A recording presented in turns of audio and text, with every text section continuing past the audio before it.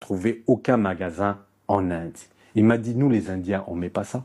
J'ai dit, mais pourquoi vous mettez pas ça? Il a dit, non, on met pas ça. Tous les cheveux que tu vois là, c'est pour l'exportation. Donc, ceux que tu dois trouver, ce sont les usines qui font l'exportation. J'ai dit, ah, ok. Il m'a amené, j'ai vu. Dégueulasse. Des touffes de cheveux avec des poux. Chaque jour, les 10 coiffeurs du temple rasent environ 150 personnes chacun. Je dirais 10 enfants, 10 femmes, et le reste, ce sont des hommes. Les cheveux sont ensuite vendus aux enchères et exportés hors du pays. Je vous dis, dégueulasse.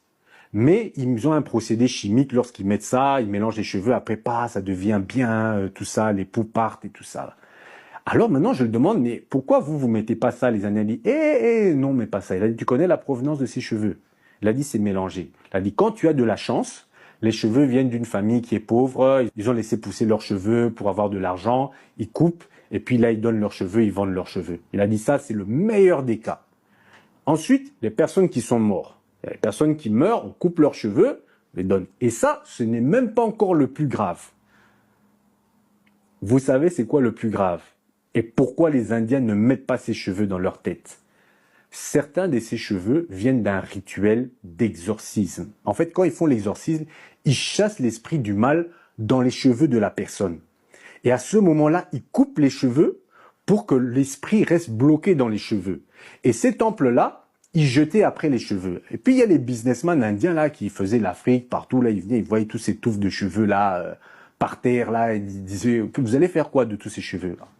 Je dis non, non, jette, c'est les choses du démon. Oh, est-ce que je peux prendre ça? Oh oui, au début, ils prenaient même ça gratuitement. Oh oui, prenez, prenez. Jusqu'à quand les gens des temples, ils ont aussi compris, maintenant ils demandent de l'argent. Monde. À peine coupés, ils sont soigneusement accumulés dans l'arrière-boutique. Les moines ont très bien compris que ces cheveux pouvaient alimenter un marché très lucratif et ils l'ont organisé. Et ces personnes prenaient ces cheveux-là à jeter, envoyés en Afrique, avec le démon dans les cheveux. Vous voyez le délire.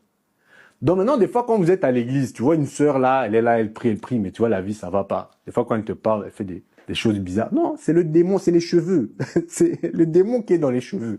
Et des fois, comme ça, parce qu'il mélange les cheveux, hein, c'est pas tout. Donc peut-être même des fois, il peut avoir 2, 3, 4 esprits dans les cheveux, et toi, tu te balades avec ça. Mais toi, tu dis, oh, moi, je vais à la mosquée. Moi,